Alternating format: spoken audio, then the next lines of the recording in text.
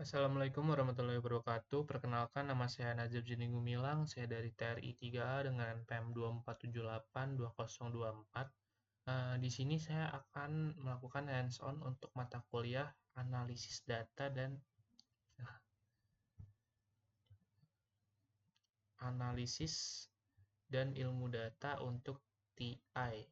Nah, di sini saya akan melakukan hands-on untuk lab 7 yang dimana yaitu data visualization.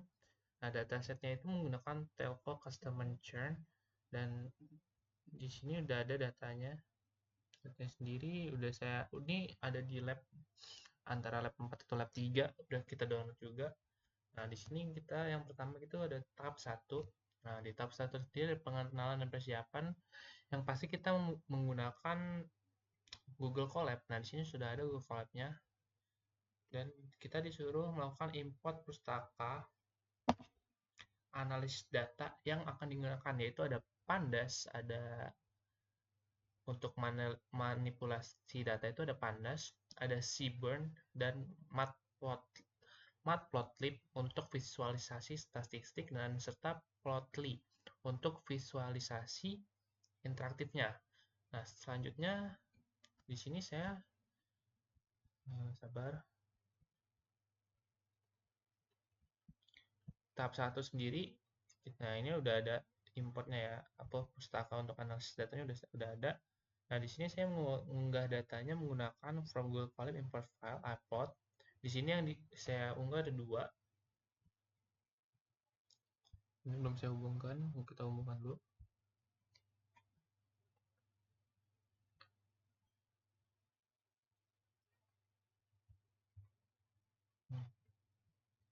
Di sini dia ada, oh ini aja, ini kelihatan. Di sini tuh dia menggunakan set data yang pertama, yang ini ada telco customer terms, ini tuh buat money hostling-nya, dan yang kedua ada datasetnya yang kita gunakan asli, yaitu ada churn big ml 20 untuk datasetnya untuk lab season 7 ini. Nah, setelah menambahkan kedua dataset tersebut, kita akan membacanya dataset tersebut menggunakan pdread csv churn big ml 20 csv, karena kita akan membacanya menggunakan csv dan menyimpannya ke dalam variabel df. Nah, untuk mengenali struktur datanya di sini, saya akan menampilkan 5 baris pertama dari datanya menggunakan df head. Dari hasilnya sendiri terlihat, nih kita lihat sendiri dari hasilnya sendiri, 5 datanya udah ada dari dataset ya, yang ini kita menggunakan 20 bit churn ya. Ini 5 datanya sendiri, ada state, ada account link, ada area code, ada international plan, ada voice small plane, number of female message, total day minutes, dan total day calls. Nah, setelah kita menampilkan 5 data awal, nih 5 data awalnya 1, 2, 3, 4, 5. Nah, setelah menampilkan 5 data awal, dari hasilnya kita lihat sendiri bahwa dataset ini berisi informasi pelanggan seperti yang kita jelaskan ini, ada state, terus ada lama berlanggannya, ada akun lain, dan penggunaan layanan harian, malam, dan international status churn. Nah, setelah kita mengambil 5 data awal dari datasetnya, kita memeriksa setiap data hasilnya menggunakan df types. Nanti hasilnya akan menunjukkan bahwa sebagian besar kolom itu bertipe numerik seperti int64 dan float64, sedangkan kolom seperti state, international, plan, dan voicemail itu akan bertipe objek. Nih, kita bisa lihat sendiri kolomnya itu dibagi menjadi dua, ada float64 dan int64 untuk numeriknya, sedangkan kolom seperti state, seperti international plan, voicemail plan itu dia tipenya menjadi objek. Nah, setelah kita memeriksa datanya menggunakan df types, kita juga di sini di langkah terakhir ini kita akan melihat apakah ada nilai kosong menggunakan df is null sum. Teman-teman, df is null sum Apakah kita lihat di sini di langkah 6, ternyata jumlah nilai kosong per kolom tuh jumlahnya nggak ada, sehingga tidak ada missing value yang perlu kita tangani di tahap ini. Nah, saya juga di kode ini ada mencatat beberapa variabel yang penting dianalisis lebih lanjut, yaitu ada account length, total day minutes, total day charge, contract, dan churn menggunakan ya ini variabel. Nanti dia akan ini variabel penting yang akan dianalisis. Jadi buat pengingat aja sebenarnya. Kita lanjut ke tahap 2. Nah, di tahap 2 sendiri ini kita akan melakukan pembersihan dan penyiapan data. Kita akan memastikan data dalam kondisi bersih, lengkap, dan siap divisualisasikan. Nah, ada langkah kegiatannya, kalian bisa lihat sendiri, ada inilah. Jadi kita harus ngikutin ini kodenya. Di kode saya sendiri, saya mulai mengecek jumlah nilai kosong di setiap kolom. Nih, kita ngecek lagi nih menggunakan Davis 0. Hasilnya masih 0. Jadi hasilnya tetap masih nggak ada missing value ya. Jadi sehingga tidak perlu kita melakukan pengisian atau penghapusan data. Nah, berikutnya kita akan mengecek apakah ada baris duplikat menggunakan df duplicate sums yang ini. df duplicate sums terlihat sendiri, jumlah baris duplikatnya 0, berarti tidak ada baris yang perlu kita hapus ya. Nah, setelah memastikan tidak adanya missing value dan duplikat, kita memastikan tipe datanya apakah sesuai dengan kolom. Beberapa kolom seperti state, area code, international plan, voicemail plan, dan churn, apakah sudah sesuai dengan kategorinya. Kita lihat. Ini ada tipe data sebelum dikonversi. Ternyata state itu masih objek, dan setelah dikonversi dia menjadi kategori ya untuk state, area code, international plan. Ini masih ada bawah ya. Lebih aduh ini kelihatan nih. Nah, ini ya. Dia tuh berubah menjadi tipe kategori agar lebih efisien dan mudah digunakan dalam visualisasi. Nah, kemudian setelah mengecek apakah sudah berganti dari objek ke kategori, kita melakukan konversi nilai kolom nih agar kategori kalian seragam seperti kolom international plan dan voicemail itu yang berisi yes dan no, dan saya ubah menjadi 1 dan 0. Ini nggak ada di sini, tapi udah. Pokoknya setelah semua konversi selesai, saya cek tipe dan setiap kolom, hasilnya clean dan tidak ada yang mungkin kita ubah lagi. Sekarang kita akan melakukan tahap visualisasi berikutnya. Di tahap 3 sendiri, kita akan mengetahui visualisasi univariate, distribusi, dan outlier. Nah, di sini kita akan melakukan karakteristik masing-masing variabel dalam mendeteksi adanya outlier. Jenis visualisasinya sendiri ada 3, ada histogram, distribusi data numerik, ada box plot, mendeteksi outlier, dan conplot atau bar chart, yaitu distribusi data kategorikal. Langkah kegiatannya ada, ini ada banyak. Dan tugas penjelasan di sini jelaskan apa yang ditentukan oleh setiap grafik dan sebutkan apakah terdapat outlier, ketidakseimbangan distribusi, atau pola khusus, dan tulis 2-3 kalimat interpretasi di bawah seperti ini. Oke, kita masuk ke tahap 3-nya. Ini kode tahap 3 saya. Di tahap 3 ini saya akan mulai membuat histogram untuk 3 variabel nih. Histogramnya 3 variabel.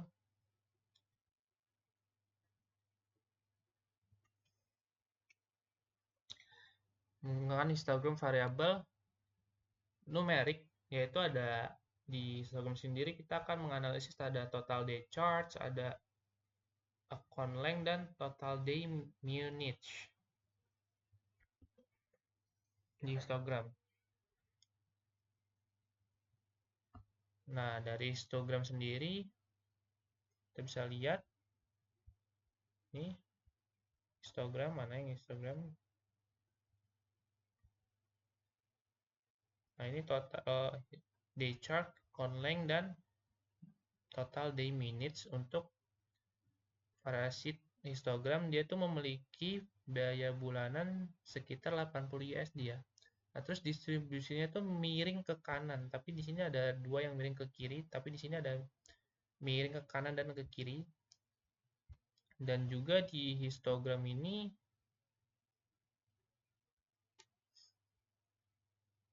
dia mayoritas pelanggannya tuh berada di segmen biaya terendah. Ini kita bisa lihat di total. Nah, setelah itu kita akan membuat box plot untuk monthly change, total day charge, dan di sini ada dua. Tapi di sini saya ada di box plotnya sendiri ada dua, ada total day charge dan total day minutes. Jadi di sini kita akan mendeteksi outlier pada box plot monthly charge atau total day charge. Nah, kita lihat di sini di total day minute dan total day charge itu ada beberapa titik batas maksimum yang masih menunjukkan adanya outlier. Hal yang sama juga terjadi pada total day charge, di mana terdapat nilai ekstrem yang jauh dari rentang utama. Dan yang terakhir, di sini saya count plotnya sendiri itu menggunakan dua variabel kategorikal. Yang pertama ada count plot charge.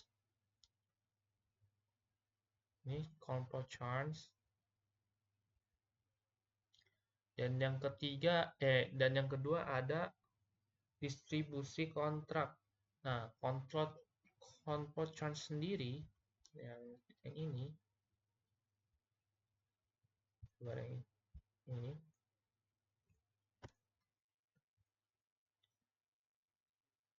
count charge sendiri itu menunjukkan bahwa sebagian besar pelanggan itu tidak mengalami churn, sedangkan count contract yang ini menunjukkan bahwa mayoritas pelanggan itu menggunakan kontrak bulanan, yaitu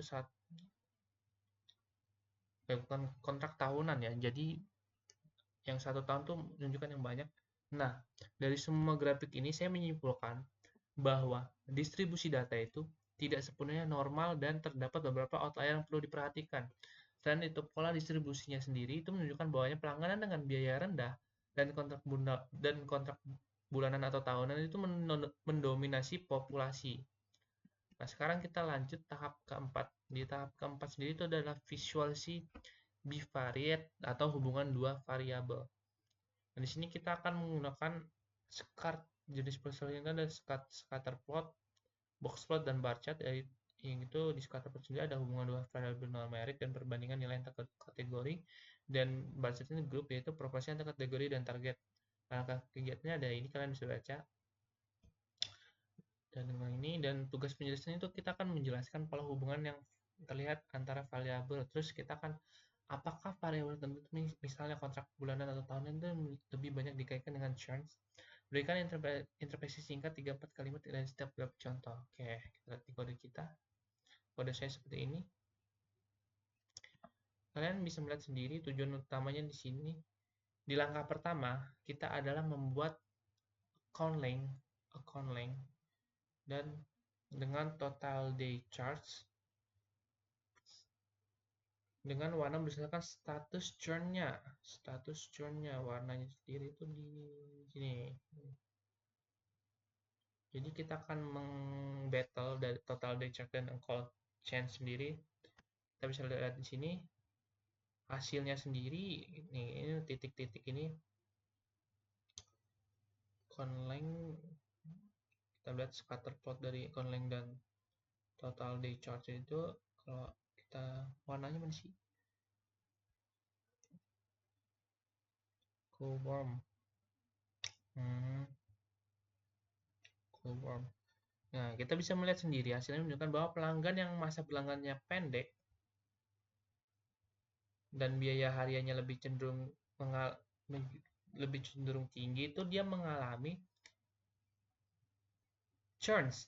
Titik-titik berwarna merah ini adalah berwarna merah ini yang ini. Ini berwarna merah ini lebih banyak tersebar di bagian bawah grafik kiri ini. Atas harusnya bawah grafik kiri yang menandakan bahwa pelanggan baru itu penggunaannya itu lebih tinggi berisiko lebih besar untuk berhenti.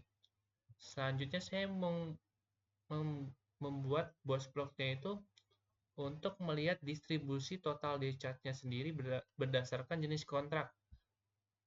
Nih, kita membuat box plotnya itu total day charge-nya berdasarkan jenis kontrak ya. Terus, karena dataset ini tidak memiliki kolom kontrak secara langsung, saya mengsimulasikannya berdasarkan account length. Nah, dengan asumsi bahwa pelanggan dengan masa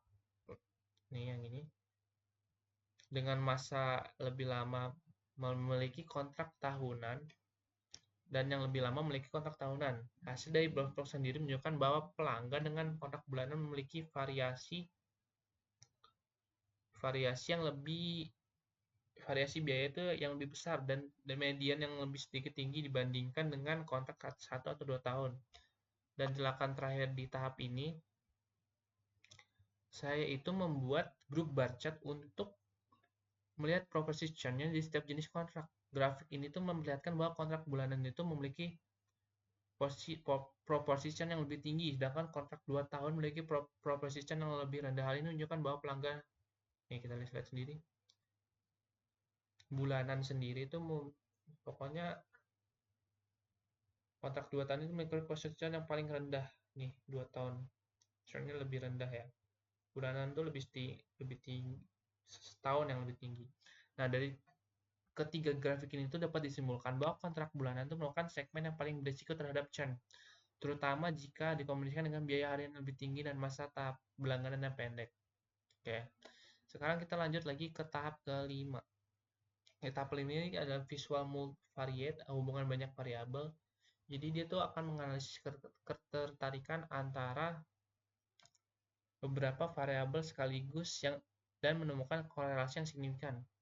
Nih, saya di sini tuh menggunakan dua jenis variabel yang jenis visualisasi yang akan digunakan ada heat map, korelasi hubungan antara variabel numerik, dan pair plot, kombinasi hubungan antar variabel. Nah, ini adalah kegiatannya. Terus kita akan membuat tugas penjelasannya, jelaskan hasil dari heat map, interpretasikan pola dari pair plot, dan tuliskan ringkasan interpretasinya sendiri. Oke, ini kode untuk tahap kelima saya. Nah, di sini saya membuat heat map korelasi untuk 4 variabel, yaitu ada account length, total day charge, total day minutes, dan churn. Dari hasil heat map-nya ini kita menunjukkan bahwa total day charge itu ini hasilnya.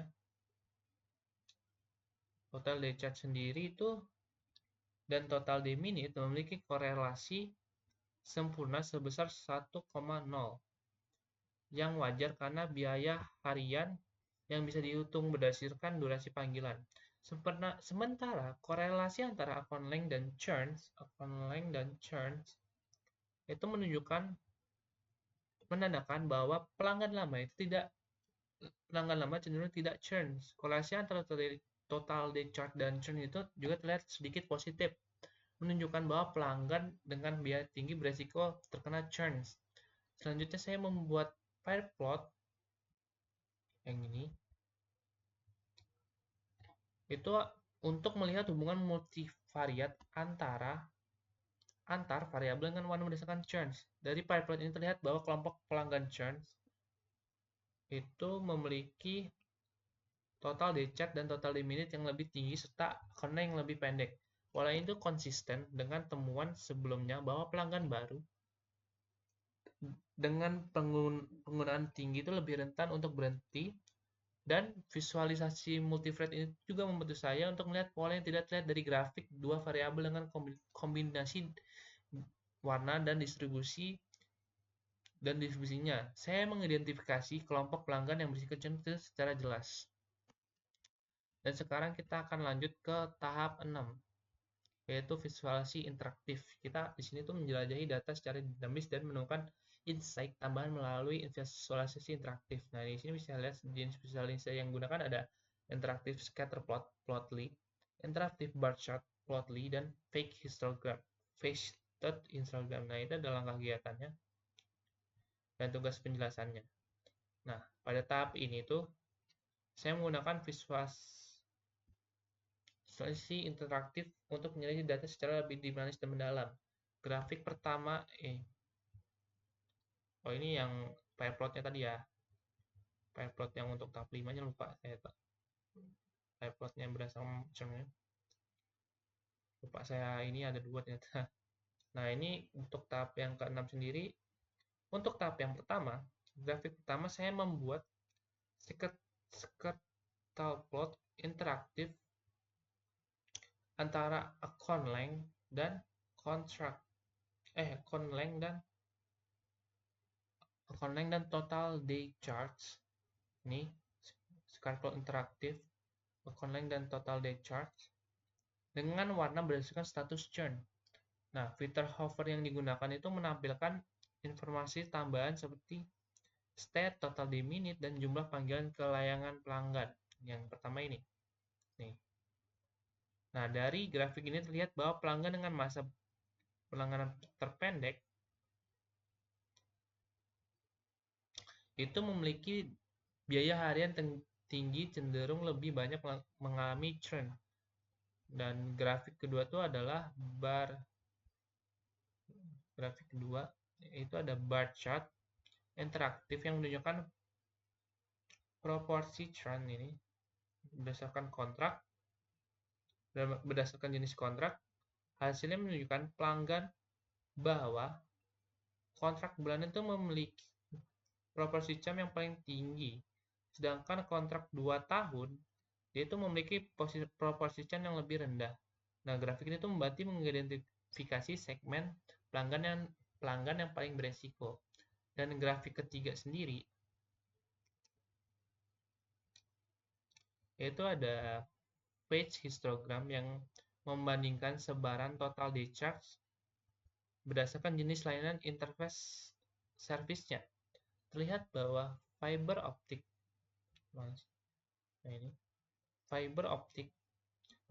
memiliki biaya harian yang lebih tinggi dan tingkat charge yang lebih besar perbandingannya pelanggan DSL atau kabel. Nah, visualisasi interaktif ini itu juga membantu dalam memahami pola data secara lebih intuitif dengan fitur interaktif. Nah, jadi kodenya cuma sampai tahap 6 doang ya guys. Dan menjadi lebih fleksibel dan mendalam, terutama saat membandingkan antar segmen pelanggan.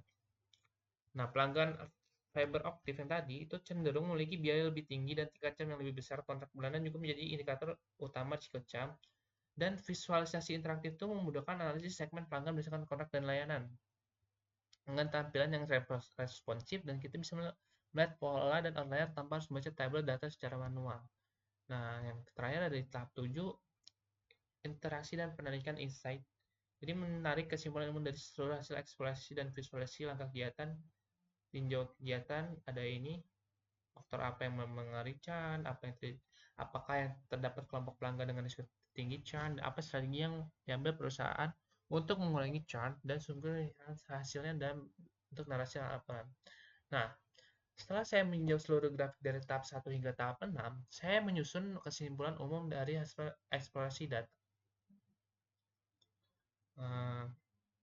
Faktor yang paling berpengaruh terhadap churn itu adalah jenis kontrak dan biaya layanan. Pelanggan dengan kontrak bulanan dan biaya harian atau bulanan yang lebih tinggi itu memiliki kecenderungan lebih besar untuk berhenti berlangganan. Selain itu, masa berlangganan yang pendek juga menjadi indikator risiko churn.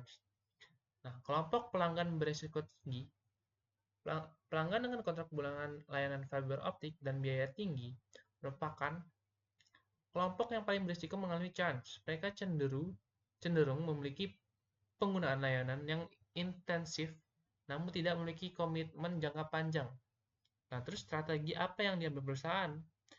Perusahaan itu dapat mempertimbangkan untuk menawarkan insentif atau diskon kepada pelanggan dengan kontrak bulanan agar beralih ke kontrak tahunan.